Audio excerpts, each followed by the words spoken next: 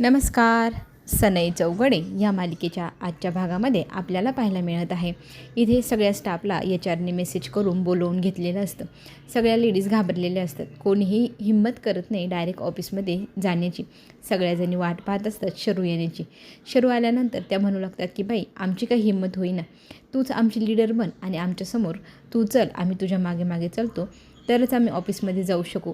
तर शर्वरी म्हणते अरे देवा, चला येते मी तुमच्यासोबत. मग असं म्हणत तिघी चौघी 5 जणी त्या जातात ऑफिसमध्ये जाण्यासाठी. आपण इथे पाहू शकतो सुंठे वाचून खोकला गेला अशी जी इथे म्हण म्हणली जात आहे ना, तीही आपल्या शर्वरीसाठीच. तेजस्विनीला फार आनंद झाला आहे. तिच्या काहीही मेहनतीशिवाय इथे शरूला स्वतःच बाहेर काढले आपल्या जयने. ह्या गोष्टीचं भारी कौतुक वाटते तिला, आनंदच झाला आहे. पण तिला माहीतच नाही की बाहेर सगळ्या लेडीज कामासाठी आलेल्या आहे आणि त्यांना बोलवलेलं आहे स्वतः जयसाहेबांनी. आता सगळ्या लेडीज येऊन गेटपर्यंत थांबवल्या जातात. आता इथे सचिनवरती जबाबदारी असते की त्यांना काही करून तिथे थांबवायचं. तर त्या लेडीजला इथे सचिन सांगू लागतो की तुम्हाला थोड्या वेळ इथे थांबावं लागेल. आता मात्र शरू फार चिडते. काल सरांची तब्येत बरी नव्हती म्हणून मी समजू शकले, मी त्यांना काहीच म्हणाले नाही, पण आज पण परत थांबवत आहे. आमचा अपमान करत असतात, मला सहन होत नाही. मी तर आता गप्प बसणारच नाही. मग असं म्हणत ती भांडू लागते. तर इथे सचिन म्हणतो की माझी काय चूक, मला जेवढं सांगितले तेवढं केलं ना ताई, माझं पण जॉबच आहे ना, मी काय करू. बरं मग आम्हाला तुम्ही डायरेक्ट मेल करूनच सांगा कधी यायचं कधी नाही, इथे बोलवतात नाही अपमान करता, असं म्हणून शरू निघालेली असते. आता इथे पाठीमागून आवाज येतो थांबा थांबा. म्हटल्यानंतर इथे शरू आणि बाकी सगळ्या लेडीज थांबतात, मागे वळून पाहतात. आता यांच्यासमोर उभा असतो जय. आता जयला पाहिल्यानंतर शरूचं मात्र आता संताप होतो. पुन्हा एकदा अपमान करायला बोलवले की काय, आम्हाला इथपर्यंत बोलवलं आणि दारातच थांबवत आहे. दरवेळेला आमचा अपमान सहन न करणार हमी, असं म्हणत ती जोरात भांडण्याच्या मूडमध्येच आलेली असते. आणि मग ती आल्यानंतर इथे बोलायला सुरुवात करते. त्याच वेळेला समोरून जय म्हणू लागतो की मी जे तुमच्यासोबत वर्तणूक केली ती फार चुकीची होती, त्याच्यासाठी मला माफ करा. आता शरू तर एकदम ब्लॉक, तिला काहीच कळेना हे काय चाललं आहे. असा जय जो आहे ना, असा पहिल्यांदाच पाहिला आहे की कुणाची माफी मागतो आहे. Oh my God. आणि तेही सगळ्या लेडीजची.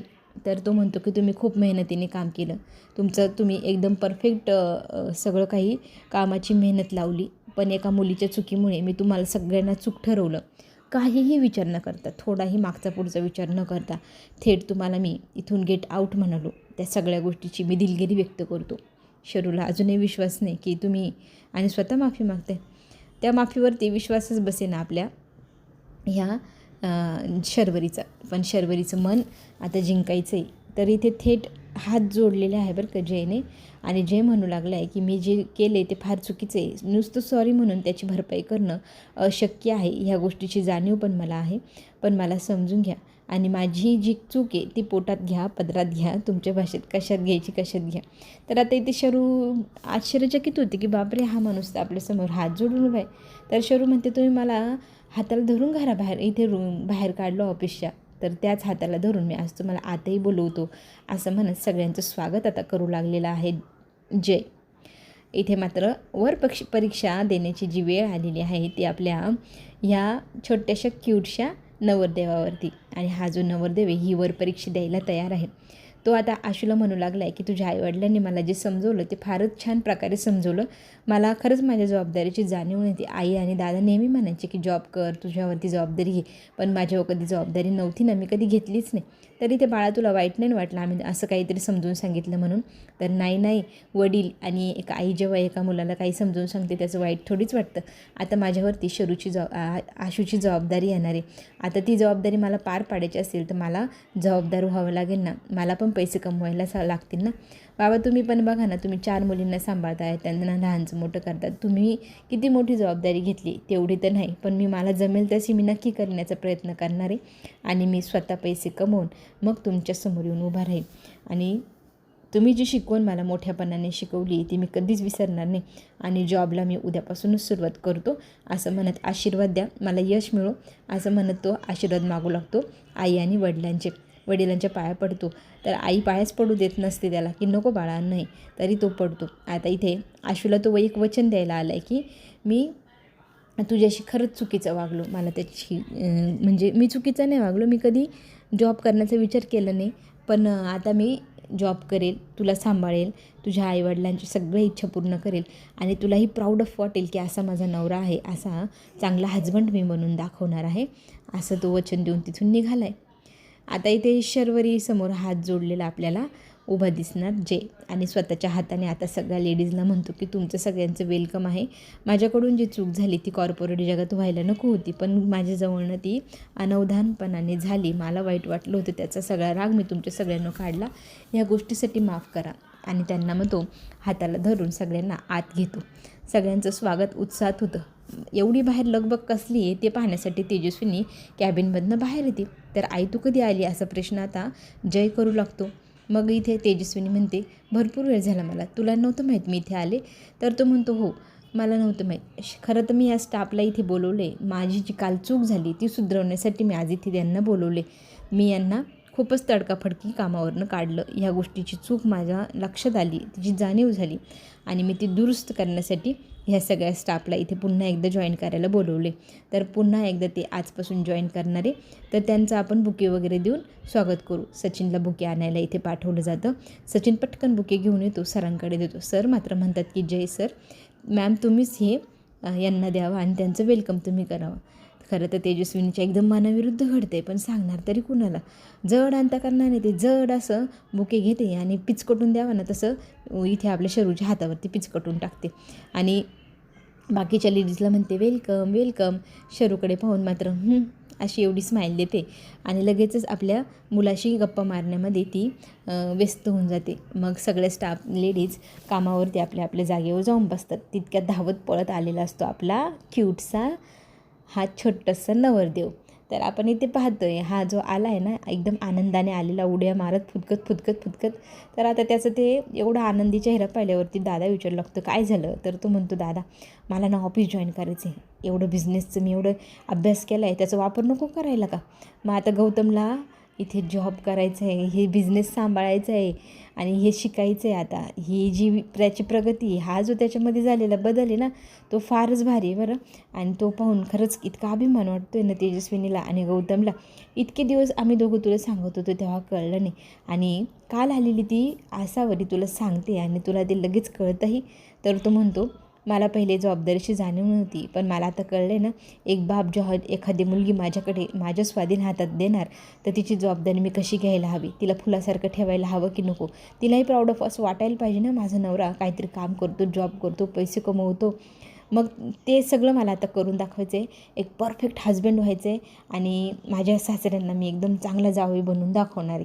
बरं आता इतकं छान इथं सगळं तो बोलत असतो ना, आणि खरंच इथे आता जय ना कौतुक करतो, गौतम तुझ्या सासरच्या लोकांनी तुझे खरंच डोळे उघडले, तुला सुधरवले यार. तुला इतक्या दिवसापासून आम्ही जे समजवत होतो ती गोष्ट तुला आमच्याकडनं कळली नाही, पण तुला आसावरीच्या आई वडिलांनी सांगितलं तर लगेच कळलं ना. तर ते बोलतात ते चुकीचं तर नाही आहे, त्यांची पण बरोबर आशा आहे की एखाद्या व्यक्तीची मुलगी आपण एखाद्या मुलाला देतो आहे तर तो कर्तबगार हवा की नाही, आणि अशा कर्तबगार मुलालाच मुलगी द्यावी, नाहीतर मग तिचं आयुष्याचं नुकसान होतं. हे ज्या ज्यांच्या पोटी मुलगी जन्माला आली ना त्यांनाच ठाऊक आहे. आपण ह्या सगळ्या फील करू शकतो की आपल्या मुलीचा नवरदेव किंवा ज्या घरी आपण तिला देणार ती किती घर भरलेलं समृद्धीने, आनंदाने, पैशाने सगळ्यांनी भरलेलं हवं आणि वळण पण चांगलं हवं. आता ह्या सगळ्या गोष्टी एका बापाने म्हणजे नवरदेवाकडच्यानं केलं आहे तर ते अयोग्य तर नाहीच आहे.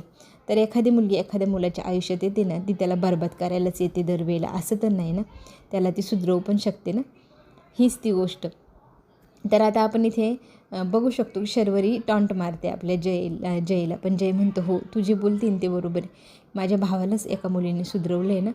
तर आज आपण इकडे पाहतो आहे दुसऱ्या दिवशी सकाळी आपली जी पमा आहे ना ती घर गळतं म्हणून कपड्याने पुसत असते. तर आपले सुभाषराव इकडे तिकडे भांडे असे मांडत असतात, जिथे गळेल तिथे भांडे ठेवायचं. माझ्या आईवडिलांकडे जे कौलारू घर आहे ना त्याच्यात पण आजही असंच होतं, जिथे गळतं तिथे पाणी टिपकतं ना तिथे अशी आम्ही भांडी ठेवायचो. मला माझं बालपणाचं आठवलं, अजूनही आहे. माहेरी सध्या पावसाळ्यात जाणं होत नाही, पण त्या जुन्या आठवणी आठवल्या की छान वाटतं. आणि आता आपण इकडे पाहतोय दरवेळेलाच ही असं पाणी टिपकणं वगैरे. तर शरू जॉबला जाण्या अगोदर आईला म्हणते की मी तुला मदत करते. तर शरूला आई म्हणते की नको, तुला उशीर होईल, तू सगळ्यात पहिले तुझ्या कामावर निघून जा आणि हे पुसणं लुसणं बाकीचं सगळं मी बघते. आता इथे पम्मा फार चिडलेली सुभाषवरती. तुम्ही काहीही करा, गावाकडे काकांना फोन करून सांगा की आता बस झालं, किती दिवस हे असंच घरगळकं ठेवायचं, थोडा खर्च करायला सांगा त्यांना. आपण आपल्या पैशातनं केलं की ते भाड्यात वळवून पण घेत नाही, आपल्याकडनं पैसे तर घेतातच ते. तर आता माझं काय म्हणणं आहे की तुम्ही त्यांना सांगा आणि पैसे द्यायला लावा आणि आपण हे घर जे टिपकतं आहे ना ते सुधरवून घेऊ.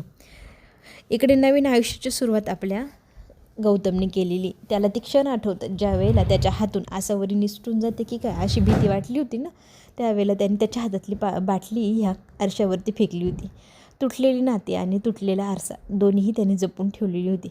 आज मात्र त्याच्या आयुष्यात नव्याने सगळं काही जोडून आले, जुळून पण आले, कारण त्याने आता नवीन आरसा आणि नवीन नाती जी जोडली ती आयुष्यभर अशीच टिकून ठेवायची त्याची इच्छा आहे. आयुष्याची नवीन सुरुवात, नवीन पर्व गौतमच्या आयुष्यात सुरू झाले आणि आपण पाहतोय तो खूप खुश आहे. तर आपण इकडे हेही पाहू शकतो की त्याच्या मागे दादा आलेला असतो. दादाला पाहून फार कौतुक वाटतं की खरंच किती बदल घडला ना गौतममध्ये. गौतमने इतके दिवस तो आरसा जपून ठेवलेला, तो तुटलेलं नातं म्हणून आशूच्या आठवणीमध्ये, आणि आज तोच आरसा त्याने बदलला. तर तो म्हणतो की दादा मला हे आयुष्य तुझ्यामुळं मिळालं, तू क्रेडिट घे ह्या सगळ्या गोष्टीचं. तुझ्यामुळे नवीन आयुष्य मिळालं, तुझ्यामुळे मला आशू मिळत आहे, तुझ्यामुळे मी नवीन आयुष्य सुरू करतो आहे. तर हे सगळं आणि सगळं फक्त तुझ्यामुळे घडतं आहे असं म्हणत तो दादाला घट्ट अशी मिठी मारतो.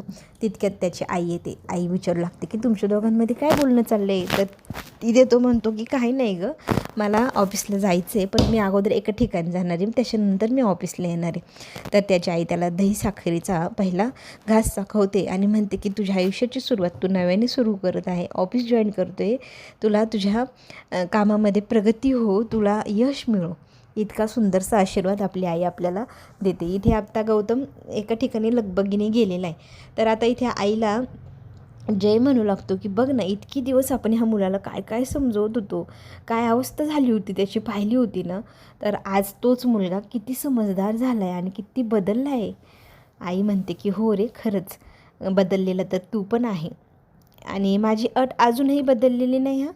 आधी मोठ्याचं लग्न आणि त्याच्यानंतर लहान्याचं लग्न, ही गोष्ट आई तू सोडूनच दे असं गौतम आपला जय असा हट्ट करू लागतो. जयला मात्र त्याची आई म्हणते की नाही, मी काही अजून हा हट्ट सोडलेला नाही, लग्न तर तुझ्या लग्नानंतरच होणार, त्यामुळे तुला काय करायचं तू आत्ताच ठरवून घे.